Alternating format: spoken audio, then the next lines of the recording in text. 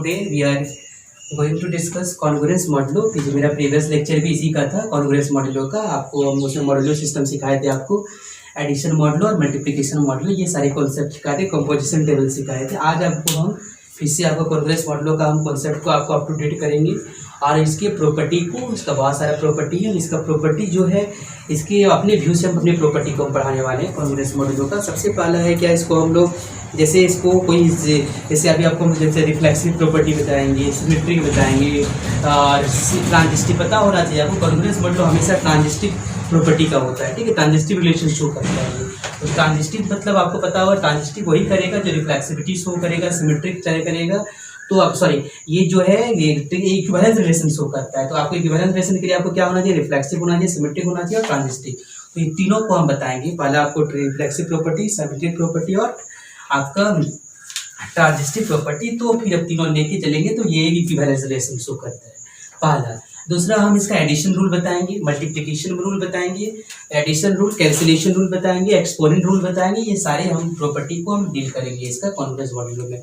तो सबसे पहले हम लोग शुरू से इसको स्टार्ट करते हैं, फिर से हम डिफाइन के साथ स्टार्ट करते हैं। आपको पता होगा इसमें जो है एन कोई फिक्स पॉजिटिव इंटीजर होता है और ए और बी कोई क्या होता है, दो नंबर होता है जो इंटीजर्स होता है।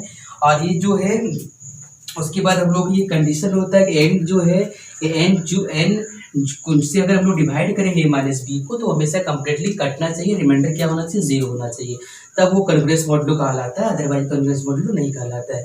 तो हम लोग कुछ क्वेश्चन में आपको देखेंगे, यहाँ पे सभी इसका नेसेसरी कंडीशन है कि जब इसको डिवाइड करें तो ये जो डिवाइड हो तो उसका रिमाइंडर हमेशा क्या होना चाहिए, जीरो होना चाहिए। ये सब थोड़ा जैसे हम थोड़ा सा आपको बताते हैं, जैसे लेट आपको अभी तुरंत बताया, लेट एन यहाँ पे यहाँ कैसा और नंबर लेंगे हम लोग, पॉजिटिव लेंगे, ठीक है। तो एन बी ए पॉजिटिव यहाँ पे फिक्स इंटीजर होगा, ठीक है। N be a positive fix integer, n be a positive fixed integer, ठीक है, फिक्स्ड इंटीजर। यहाँ पे एक एन क्या है, fix integer, fix positive integer है। और ए एंड बी जो है यहाँ पे इसमें क्या करेंगे, ए एंड बी आपको पता है, A and B are two integers. आपको ए और बी हम लोग क्या करेंगे, दो इंटीजर्स लेंगे और तो हम लोग इसको कहेंगे then it is said to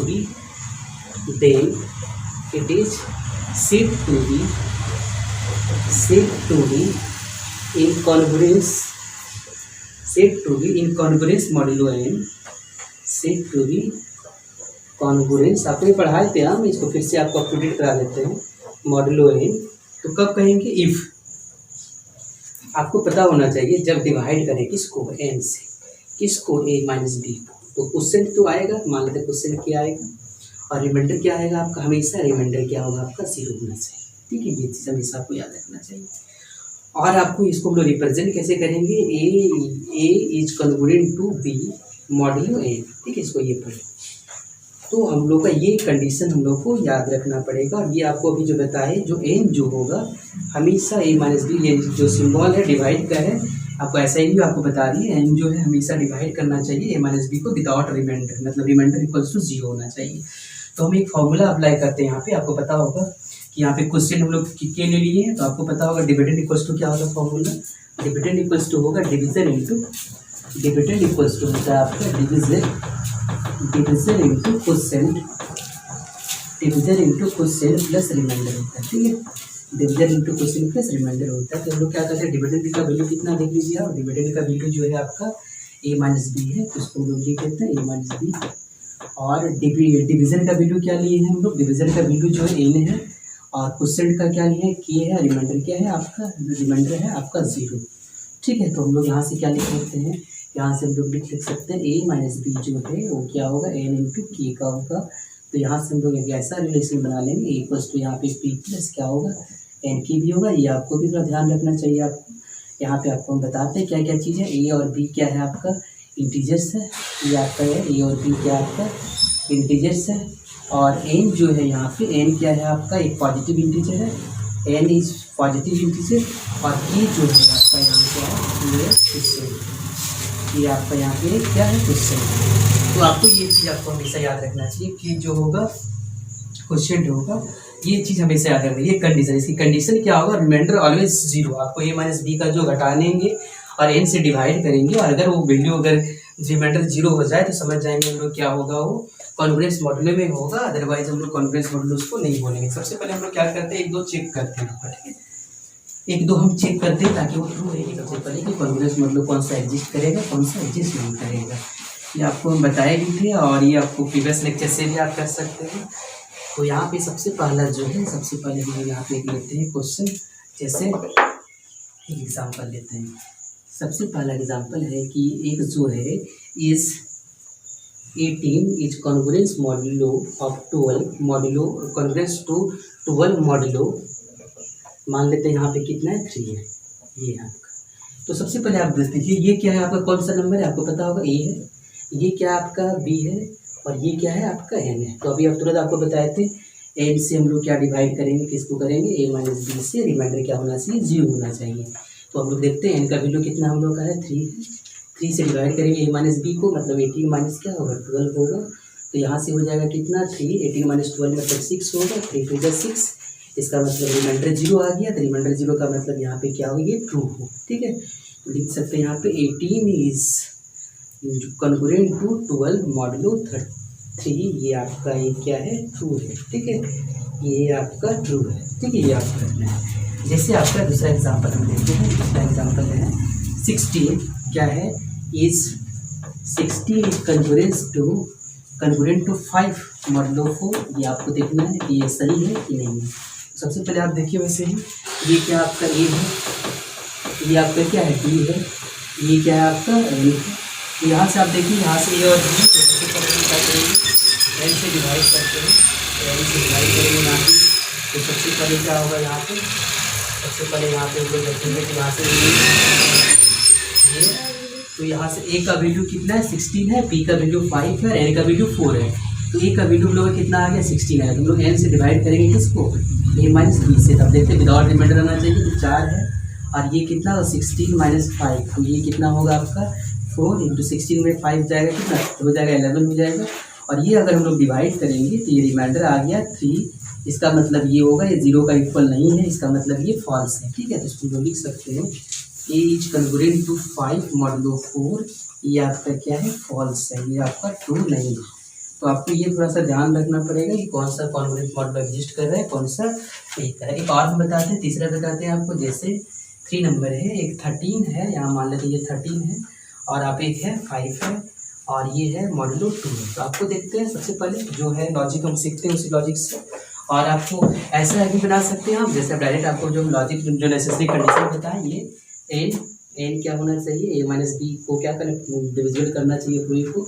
N आपका यहाँ 2 है, तो ए माइनस बी कितना आपका 13 माइनस 5, सो 2 13 माइनस 5 हो जाएगा कितना आपका 9 हो जाएगा, 9 हो जाएगा आपका, नो 13 में 5 8 हो जाएगा आपका, तेरह 5 यस। और उसके बाद उसको अगर कटाएंगे तो ये 4 टाइम कट जाएगा, इसका मतलब ये कट जाएगा, ये इसका मतलब ये क्या है ट्रू है, इसका रिमाइंडर क्या आ जाएगा 0 हो जाएगा, इसका मतलब ये ट्रू है।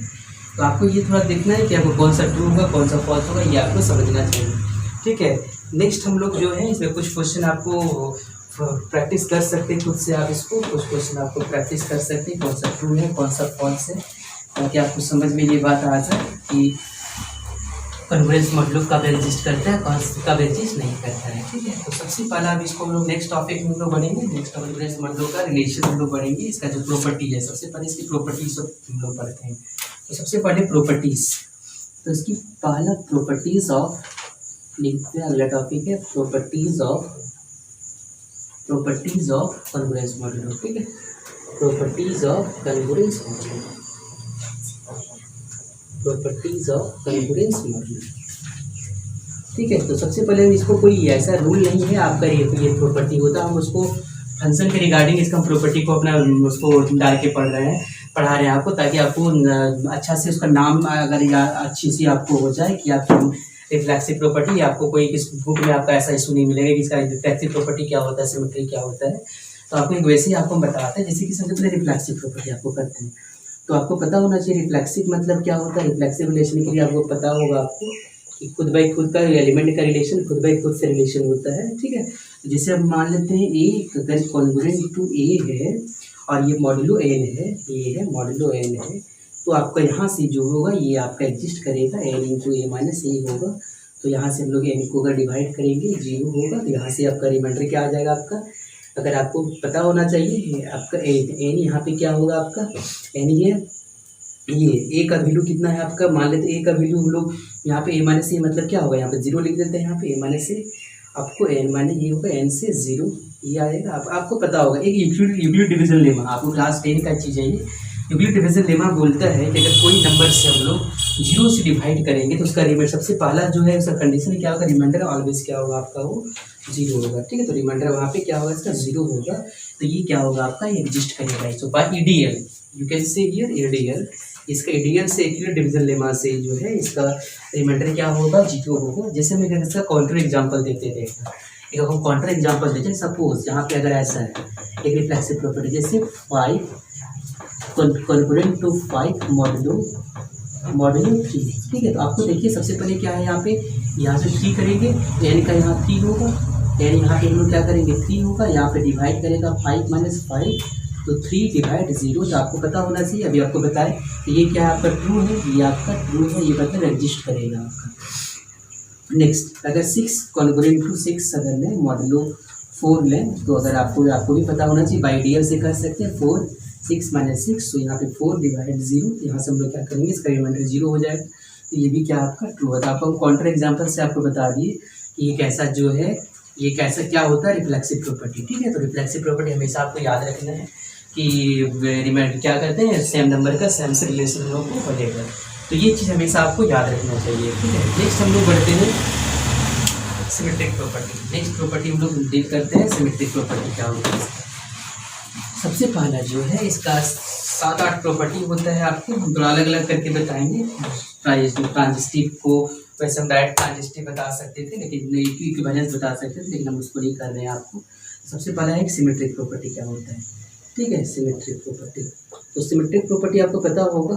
ठीक है, सिमेट्रिक प्रॉपर्टी का मतलब अगर आप ना इमेज को आप मिरर से देखते हैं तो आपका मिरर का और आपका जो रिलेशन होगा वो कैसा सिमेट्रिक रिलेशन होगा आपका। ठीक है, कि आपका सॉरी ये तो आपका जो है सिमेट्रिक का मतलब हो गया आपका ए का रिलेशन बी के साथ है, बी का रिलेशन ए के साथ है, दोनों का सेम रिलेशन हो जाए तो आपको सिमेट्रिक प्रॉपर्टी कहेंगे उसको। सपोज इफ मान लेते हैं if A is congruent to B है। ठीक है, मान लेते हैं ये A is congruent to B है, तो मॉडुलो क्या है एन है, तो यहाँ पे जो होगा सो क्या होगा देन, या आपको ये देन क्या होगा B is also congruent to हो जाएगा, क्या ए होगा, ये मॉडुलो क्या होगा एन होगा। ये थोड़ा सा आपको दिमाग पे रखना है, आपको ये चीज़ आपको हमेशा रखना है। जैसे इसका काउंटर एग्जांपल देते हैं, हम मान लेते हैं क्या, जैसे 10 इज कन्ग्रुएंट टू दिया हुआ है, ये 5 है और ये है मान लेते हैं ये 6 देते हैं, ये मॉडुलो 2 देते हैं। ठीक है, तो आप यहाँ देखिए ये सबसे पहले ए टू बी मतलब इसका मतलब इसको लोग लिख सकते हैं क्या होगा, 2 से डिवाइड करेंगे 10 माइनस 6 को, तो 2 इज डिवाइडेड 4 डिवाइड हो जाएगा ये, इसका मतलब ये क्या है ट्रू है। ठीक है, अब इसको हम लोग पलटा देते हैं, जैसे ही पलटाएंगे आपको क्या होगा 6 ये आ जाएगा आपका कितना 10 हो जाएगा, ये आ जाएगा आपका मॉडुलो कितना आ जाएगा 2 हो जाएगा। अब इसको हम लोग क्या करेंगे, ये आपका ए है, आपका क्या है ये ए है, ये बी है और ये आपका एन है, तो हम लोग क्या करते हैं एन से डिवाइड करते हैं ए माइनस बी से। ठीक है, तो एन माइनस एन से डिवाइड करेंगे यानी 2 हो जाएगा और ए माइनस बी मतलब कितना होगा 6 माइनस 3, तो यहाँ से आ जाएगा आपका 2, तो यहाँ पे आ जाएगा कितना -4 सॉरी यहाँ -4 हो जाएगा। अब यहाँ पे हम लोग कटा सकते हैं इसको, रिमाइंडर इसका 0 होगा, -2 टाइम जाएगा, सॉरी 2 टाइम जाएगा ये, तो 2 टाइम अगर जाएगा तो सॉरी -2 टाइम तो -4 हो जाएगा ये, ओ -4 हो जाएगा आपका,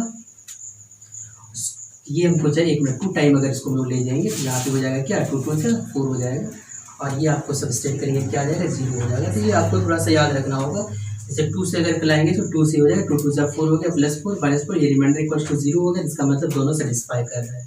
ठीक है, दोनों सेटिस्फाई कर रहा है, मतलब ए का रिलेशन जो बी के साथ है, बी का रिलेशन भी ए के साथ है। ये चीज़ आपको थोड़ा सा समझ लेना है इस चीज़ को। ठीक है, नेक्स्ट प्रॉपर्टी जो होगा आपका, नेक्स्ट प्रॉपर्टी जो है एक है ट्रांजिस्टिव प्रॉपर्टी, ये है ट्रांजिस्टिव प्रॉपर्टी। ठीक है, इसको बताते हैं, बाकी एक प्रॉपर्टी हम बाकी जो इसका इंपॉर्टेंट प्रॉपर्टी होगा हम उसको नेक्स्ट लेक्चर में आपको हम बता देंगे। ठीक है, लेकिन अभी आज हम सिर्फ इसका इम्प्रूव कर देते हैं कि इसका कैसे इक्विवेलेंस रिलेशन ये आपका शो करेगा। तो सबसे पहला एक आपका ट्रांजिस्टिव प्रॉपर्टी होगा, तो तीसरा हो गया आपका क्या ट्रांजिस्टिव प्रॉपर्टी। ठीक है, ट्रांजिस्टिव प्रॉपर्टी देखते हैं, इसका ट्रांजिस्टिव प्रॉपर्टी ये शो करेगा, तो हम लोग सब बोलेंगे उसको रिफ्लेक्सिव तो हो गया है, सिमेट्रिक हो गया, अब ट्रांजिस्टिव देखते हैं।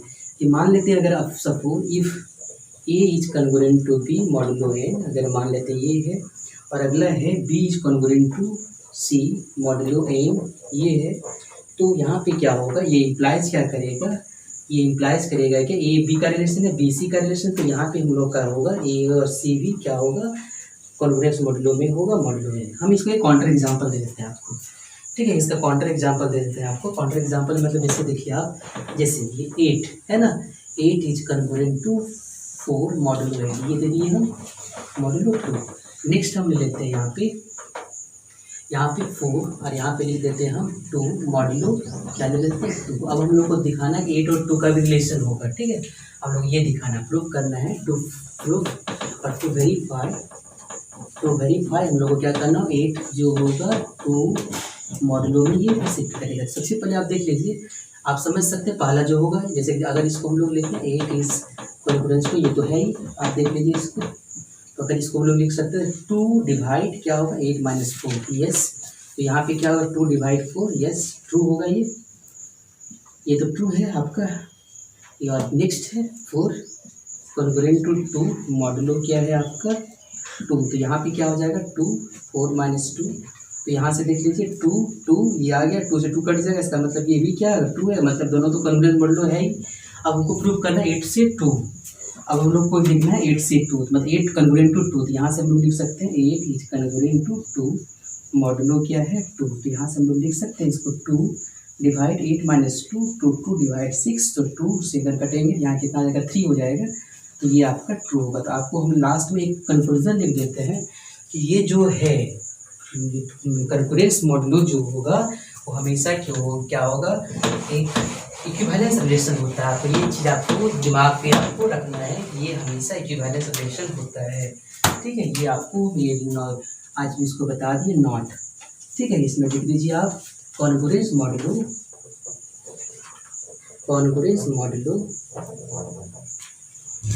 इज एन इक्विवेलेंस रिलेशन, ठीक है, ये क्या होता है इक्विवेलेंस रिलेशन होता है। तो ये चीज़ आपको हम बता दिए आपको, और ये चीज़ आपको वेरीफाई भी कर सकते हैं, ठीक है, और इक्विवेलेंस रिलेशन इसका जो बेस्ट प्रॉपर्टी होगा उसको नेक्स्ट लेक्चर में आपको डिस्कस करेंगे। Okay, thank you. और ये आपको जितनी चीज़ बताया उसको, ये चीज़ को आपको प्रैक्टिस करना है, ताकि जो है सारी चीज़ आपको प्रैक्टिस हो जाए।